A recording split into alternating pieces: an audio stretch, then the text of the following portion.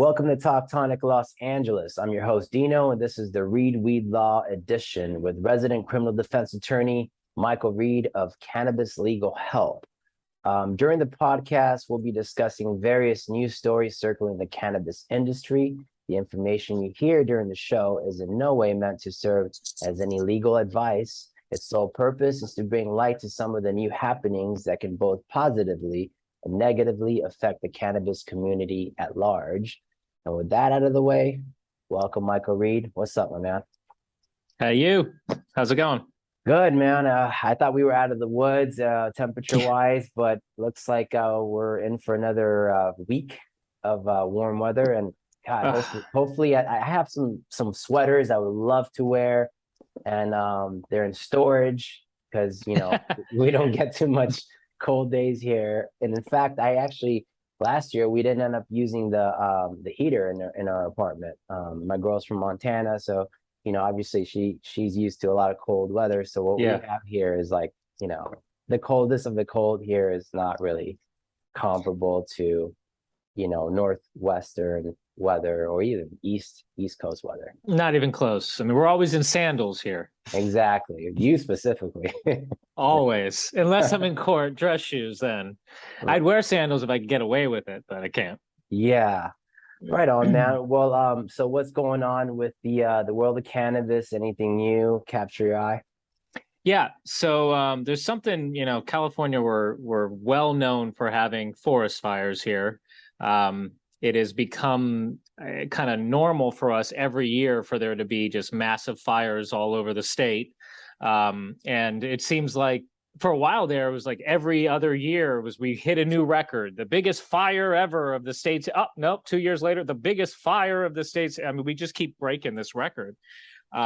So that tells me it's just going to get worse and worse. And the cannabis industry, for its unique position, is actually the most affected crop in California when it comes to forest fires. Yeah, there's specific reasons for that, but I found this study to be quite interesting. There's a study out of the University of Berkeley, that's UC Berkeley. And for those that don't know, even though Berkeley's a UC, it's kind of put on the equal status of like Stanford and Ivy League-ish schools. They have a very huge international program, massive studies go on there, they take place, and they came out with a study that indicated up to 94% of all outdoor cannabis growth in California is in hotbed zones for forest fires. Wow.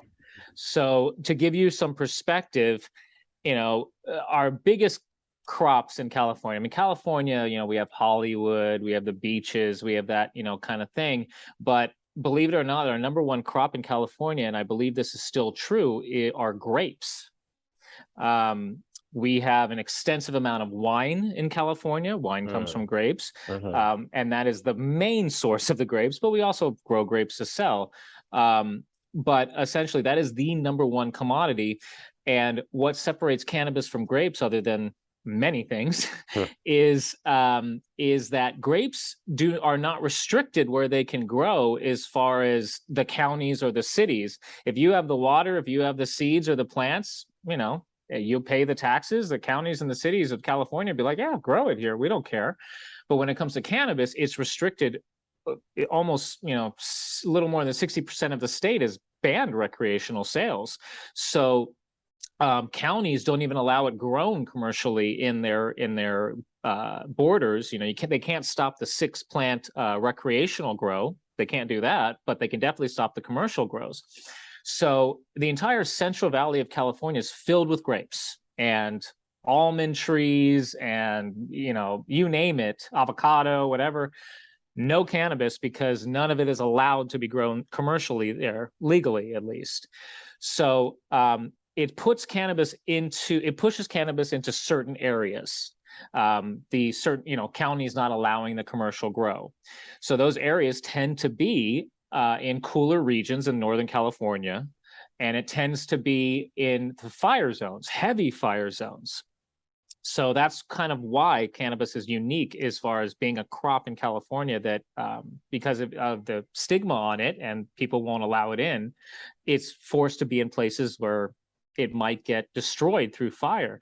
And the one thing I'll say one more is that something I found extra interesting, a little more interesting, is just because it doesn't get burned up doesn't mean you can still use it. So the smoke. So I know when the fires got bad here a couple years back, I woke up in the morning, my house was filled with smoke. The winds changed and blew it straight to my house. My neighborhood, everything was just filled with smoke. I actually took my dog to work that day because I wasn't going to leave her in a smoke-filled house. But the point is that when that happens to cannabis, the same thing happens to grapes. When smoke goes into the grape fields, they have to throw out all of those grapes, because if they produce them into wine, it will taste like smoke.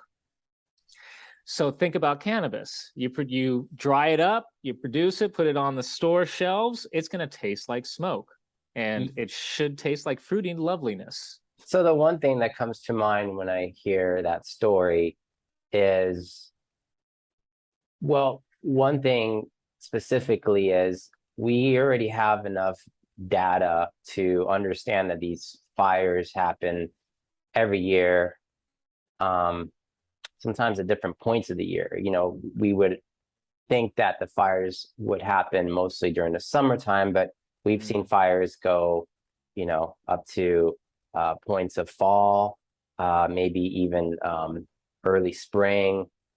You know, all throughout the year at different points, we can definitely have fires, and that's because, like we alluded to earlier, California tends to be a little bit more on the drier side, not as cold. And so we have more susceptibility towards fire dangers. So with that all in mind, have you heard of any referendums to the laws as to now potentially being able to grow, you know, in some of these areas that we're not supposed to grow in now, like you were talking about? Is there anything in the kind of pipeline that's kind of working towards that? I would imagine that if we're gonna have these industries, multi-million-dollar industries, be threatened by fires, you're gonna have people maybe pushing back at the local government, saying, "Hey, we can't do this here because every year there's fire threatens our crops." And the unfortunate side of it is, because it's not federally recognized, we don't have insurance companies that will insure these crops. So that would be a strain already in an industry that's already seen a lot of strain from the taxation and the, you know, I don't know. So I'm pretty certain you understand what I'm saying or trying to say here. And so have you heard of anything like that, or any kind of changes to those laws? Not yet. I mean, there are a lot of things in the works to try to fix our problem with regard to this industry, because we do have a big problem, and hilariously, we're now being seen as the example of what not to do, which, yay, glad we can be there for everybody else. But we need to fix our problem. And no, I haven't heard specifically with regard to this issue what the legislators in our state would be doing. As far as I understand, they're not doing anything about this particular issue. But you hit something right on the head, and this is all part of the economic problem of this for growers. There is no insurance. I mean, sure, there are some exceptions to every rule, I before E, except after C kind of thing. But essentially, the insurance industry is closed out of the cannabis industry because they're scared, and they're rightfully scared. It is federally illegal. So any company that wants to jump into one of the states that has legalized this, they take a federal risk. And a lot of insurance companies get federal dollars to back them. They're not going to get federal dollars to back them if they do this. So unless you're a billionaire or you're just self-made and have tons and tons of money, and you don't need any of those extra, you know, federal backup or dollars or anything, you might be more willing to do it. But still taking the risk that you are funding an operation that's lost their crop doing something that the federal government says is completely illegal, that would still, you could be considered maybe aiding and abetting an illegal operation. I mean, the sky is the limit. Right. So it's just really, really sad, and it pushes the small guy out, which is what I know we're all a big fan of. And it keeps the big guys, the big corps, who have all the money to lose anyway, they have the money to lose. So they're doing fine. Yeah. So Well, it's sad for the small farmer. The easy solution, like we always talk about all the time, is federally legalized, and all of a sudden so many more doors are going to open, so many more insurance, less stress. Hey, maybe counties would open their doors if it's federally legalized as well. And we wouldn't have a state that prevents it from being grown in 60% of it. yeah, you wonder about these insurance companies. I know you talked about how some of these insurance companies sometimes get government handouts for whatever reasons, kind of like back in 2008 when a lot of these companies got bailed out by the government because of the economic downfall we saw.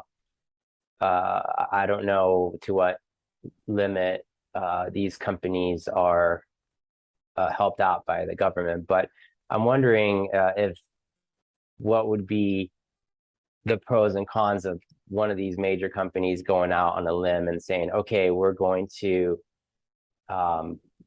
insure you up to a certain amount of dollars. I would imagine that there would be a big influx of money that this potential company could see. Now, obviously, there could be some bad actors there that could, just like there are in regular businesses out there, insurance fraud and things like that. But I guess if you're a legal grower or even a dispensary, then maybe if you're on the higher echelons of those dispensaries and growers, maybe it would be worth the risk to insure a company or companies with some insurance. I don't know if studies have been done yet on that. Have you heard of any studies on this kind of stuff? I haven't heard of studies, but I think you have it. There is a huge amount of money that is waiting to be made by these insurance companies. Because if nothing goes wrong, just like our car insurance, we don't get that money back. Yeah. So there's a lot of money to be made. But pros and cons. I mean, the biggest con, if you just think out of the box, is if an insurance company goes to one of these cannabis growers right now, let's just say they lost their entire crop. Let's just put an even number. Let's say 100 plants. It's not a big crop, but it's an entire crop, 100 plants. Insurance company comes in and says, thank you for purchasing insurance for us. We tried to not pay you out because that's what we do as insurance companies, do our best to not pay, but couldn't find a loophole, couldn't find a problem. We have to pay you. So we're going to give you, let's just make up a number, $1 million. We're going to give you $1 million. Covers your employees, all that you have insurance for all kinds of stuff. And then the federal government comes in and says, you just provided $1 million to an illegal drug ring, to an illegal drug operation, to a drug cartel in California. Put up some nice terms, cartel, without even backing up anything about it actually being a cartel. But they'll use some buzzwords, and all of a sudden you are now you are criminally liable as the owner of that insurance company for allowing that insurance company to supply a illegal grow operation. That is one big con why a insurance company doesn't want to even touch this. Pro, a lot of money to be made. And also just thinking of the recent structures that have been lost in these areas where the wildfires usually take place. Some of these insurance companies are now not willing to insure some of these homes, or even jacking up the prices for insuring these properties. So I would say it would probably even be more unlikely that any kind of crops, specifically cannabis crops, to be insured in areas that are more volatile, such as the high Sierras or wherever, that we're seeing the high fire dangers. So Here's what's going to happen. Here's what's going to happen. I don't know if you know this, and I didn't know this until my brother bought a property in Big Bear, and he tried to get insurance on his house, on his cabin. California insurers will not insure a single property in the city of Big Bear. Whoa. Because of fires. Crazy. So he has insurance from a company in the United Kingdom. No kidding. Yep. And how does that look like for him as far as like, you know, what did they promise him versus what was typically promised here in the States? Anything different? Same stuff. I mean, he pays a little bit of a higher premium, of course. Okay.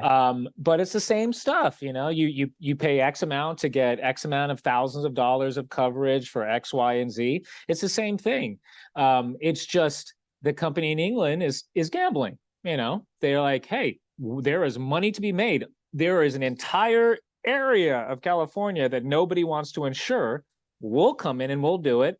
And they have calculated somehow that they are making a profit because of all the non-fires that are happening. Well, you just kind of sparked a thought. Could an offshore insurance company also insure a cannabis I think it's a good idea because the federal government is going to try to go after you. Good luck getting jurisdiction. Right. Good luck serving them. Yeah.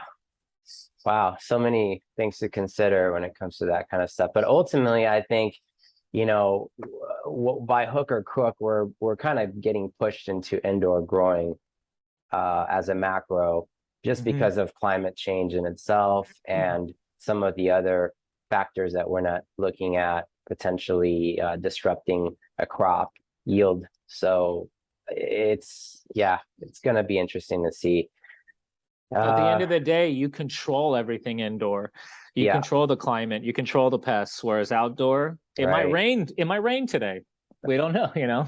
That's right. Yeah, the pest thing is a big problem too, because it's like specifically more vulnerable to the outdoor growers versus indoor. So yeah, definitely that's something that I think you could make a good case for growing indoors versus outdoor. I don't know. The purists might say, yeah, you need the sun, you need the air and all that, and precipitation from the clouds or whatever, you know, who knows. Anyhow, what else you got in your yellow line book there? Yes, my legal pad. Your legal pad. Well, I thought something was kind of interesting that's happening across the country and touches on the legalization of cannabis, actually. The good old state of Arkansas. Not Arkansas, even though it's spelled Arkansas, but it's Arkansas. So to throw that W in there, even though there's no W. Right. Arkansas, which something was Bill Clinton's. He was the governor of Arkansas before he became president. That's right. And the only other thing I really know about Arkansas, and this is what I believe to be true. Please, somebody correct me if I'm wrong, but I believe it was one of the last states that still lets you marry your family member. Whoa. Okay. West Virginia might too.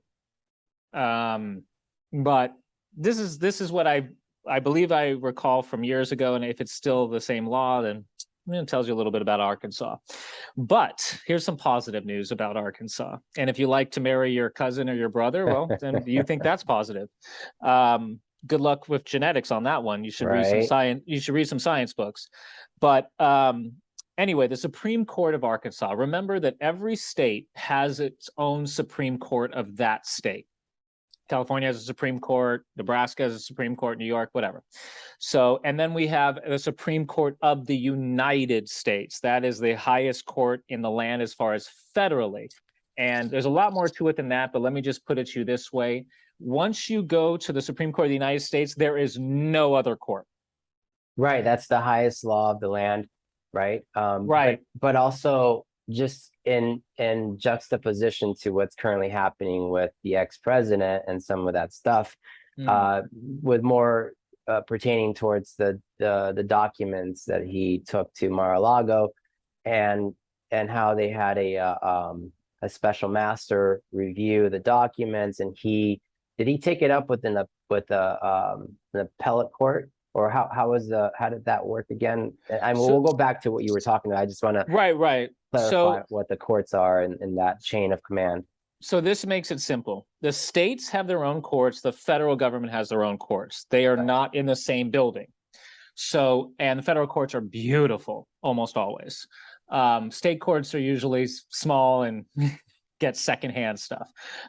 Exceptions, of course. But so essentially there is a trial court level, there's an appellate level is the second step, and then there's the Supreme Court of the state. I'm just talking about state courts. Right. Federal court, there is the district court, which is the trial court level, just like the bottom level of the state court. It's the first time you get into court. Then in the federal level, you have the circuit appeal courts. They're called circuit court. California has the Ninth Circuit. That's California, Arizona, Hawaii, Oregon, Alaska. It's a bunch of states. There's different circuit courts. Some of them encompass a bunch of states.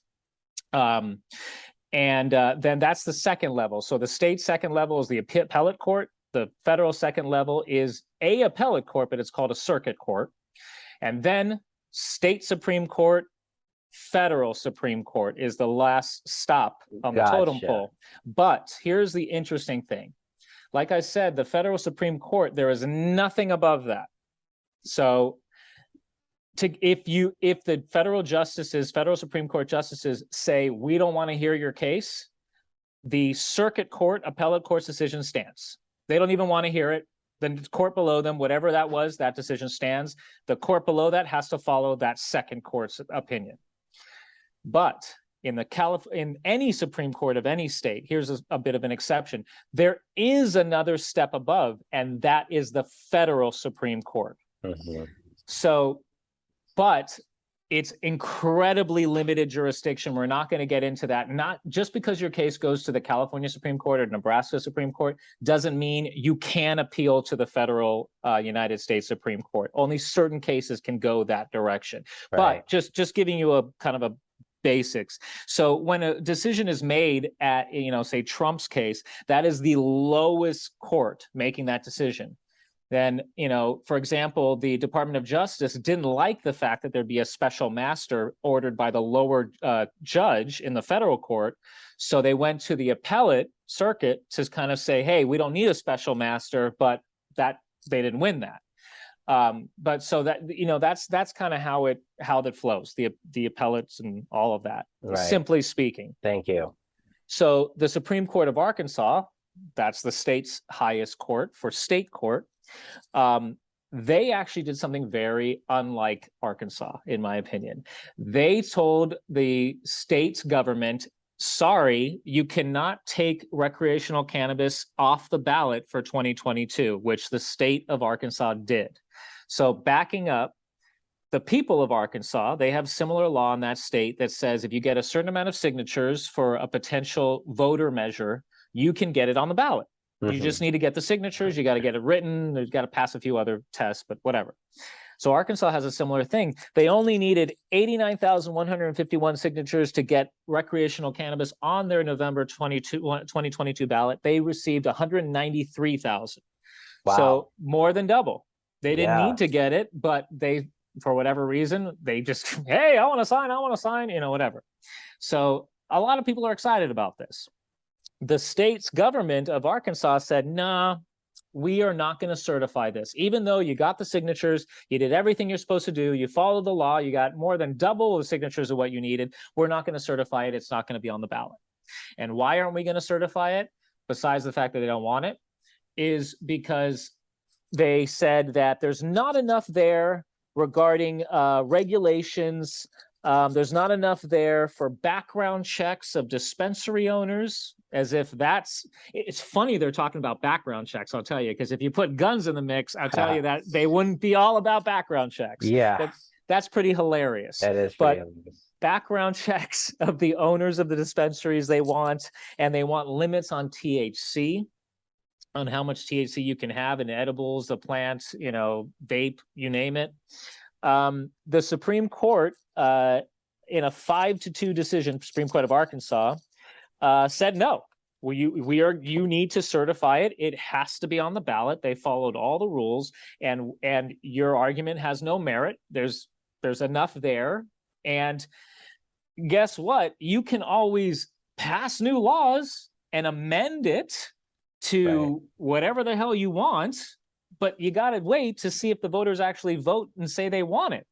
Yeah.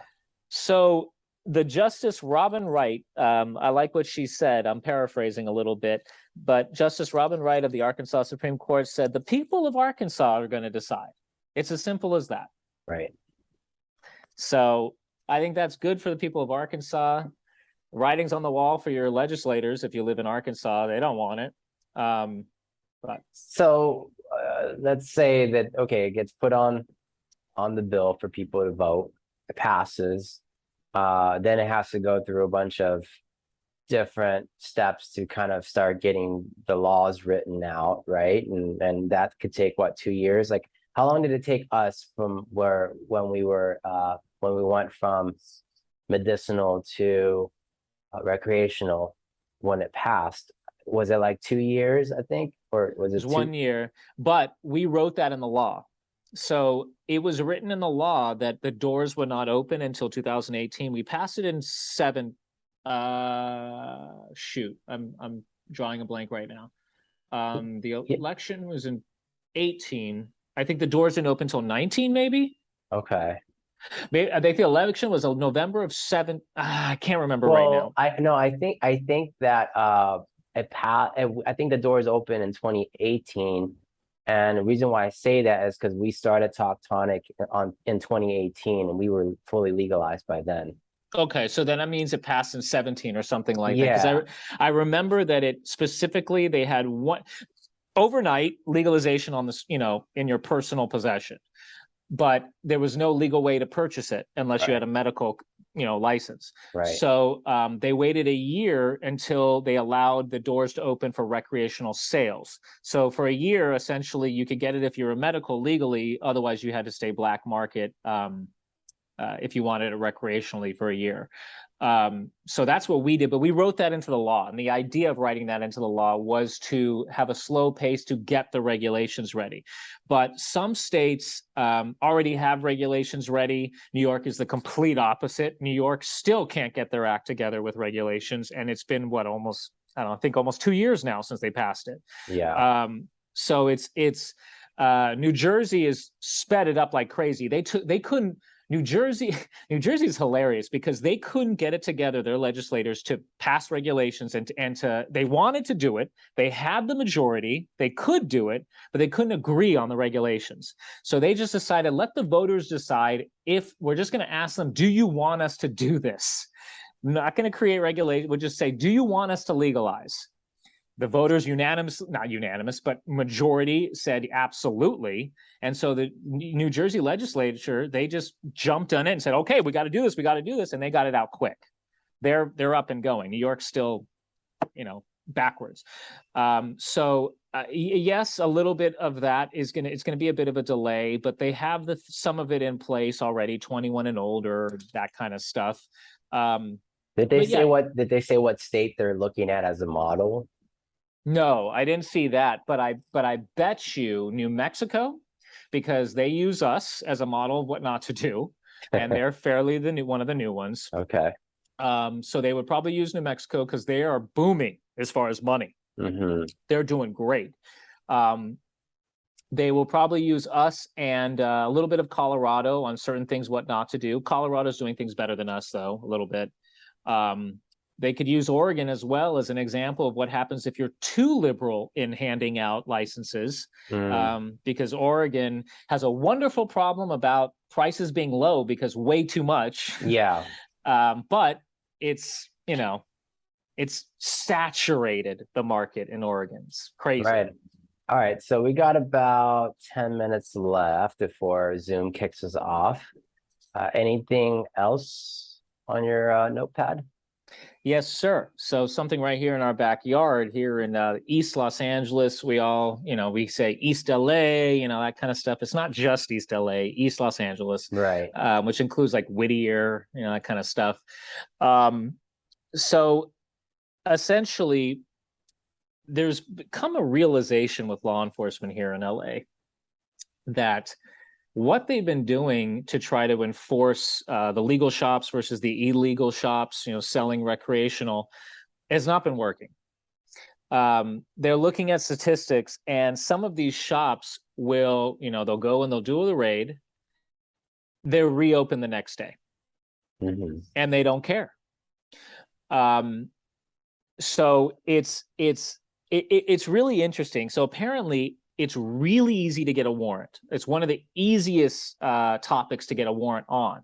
You got to go search somebody's car, you got to go search somebody's house. Difficult, but you got to go search a business because it's possibly selling cannabis illegally. Oh, why? Did you see just a lot of people going in and out? Yeah, a lot of people going in and out real quick, not staying very long. Yeah. Here's your warrant. It's like, wow. What? I mean, it's a little more to it, but it's just very easy for the most part compared to other warrants. But what they're finding is they'll do these raids, they'll collect all the stuff, and then the next day, as I said, they'll reopen with new stuff.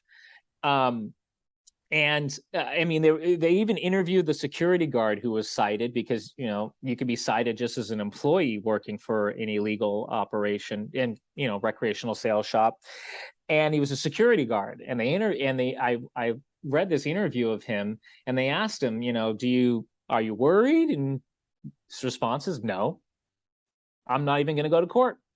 I'm not even going to think about it. And when the reporter asked him why, his response was, I don't think they're going to do anything. So, I mean, and that's from experience. That's from, just over and over again. And the guy they were talking to was a security guard. He used to work for Marshalls. He was a security guard for Marshalls. And he left. Why? Money. Why would he go be a security guard for Marshalls where he can make double or more working in a cannabis shop? And people who come there are always very friendly. Not only that, but he probably gets other benefits too from working. Free product. or exclusive inside information. I was going to buy that, but now I know it sucks. Yeah, right. That. Exactly. And otherwise, you and I, we would get home and be like, oh, this crap. I wish I would. All right, I guess I'll just get rid of it real quick and use it so I can go get something better. Right. But anyway, so that is, in East LA specifically, there are, from what I read, 0 legal shops because they don't want to issue any permits. Wow. So there's 30 illegal shops. and so they're all known. The cops know. Yeah. It's not like you see a shop in this area of town, there's no permits issued, so every one of them is going to be illegal. Yeah. But it's time, it's money. Is it worth it? A lot of this stuff is misdemeanors, and nowadays, misdemeanors, a lot of cops won't even write you for a misdemeanor because it's not worth their time, whether it's related to cannabis or not. Yeah. And then also in one sense, you have a lot of cops from these little pockets of town that are from those towns, and typically, well, you got a lot of Latinos, some blacks in those areas, minorities specifically speaking, obviously. And so these are the folks that are having a hard time getting a legal cannabis dispensary, what do you call it, a license. So these guys are probably feeling a little empathetic towards them, be like, you know what, I'm gonna cut them a break. They're not harming the community. If anything, it's keeping money within the community, whatever you want to say to justify it. But I don't, shoot, I'm in a way kind of like I feel for those people because they want to do the right thing. If they were given the opportunity to be legal, I'm so sure that they would be. Obviously, who wouldn't want to be legal? So one particular owner is saying exactly what you said. One of the owners of one of these illegal 30 shops, specifically said he had all the intentions when he started this to do everything legally. He wanted to get the permits. He wanted to do everything right. Been waiting his whole life for this moment. And then when the permits were refused, he made a choice. He wants to be a business owner. He wants to be an entrepreneur. He wants to be a capitalist, which I thought in this country we love. And yet the government or the local the local people of power have pressed their opinion on others and don't want the sales, don't want the licenses, don't want that happening in their backyard. So they're forcing a lot of these people who wanted to be legitimate and do everything right. If they want to achieve their dream, they got to do it illegally, unfortunately. Yeah. Well, if anybody out there illegally happens to get themselves caught, they can obviously reach out to one Michael Reed of Cannabis Legal Help. And that's all the time we have today, guys. We appreciate you spending your time with us. If you're in the Southern California area and are in need of a criminal defense attorney, you can reach out to Michael Reed of Cannabis Legal Help at cannabislegalhelp@gmail.com. You may follow Talk Tonic Los Angeles on all social media platforms at Talk Tonic Los Angeles. Join us next time for another episode of ReedWeed Law here on Talk Tonic Los Angeles. Michael, it's been a wonderful time talking with you, and we'll chat again soon. Always a pleasure, Dino. Stay safe. You too. Take care.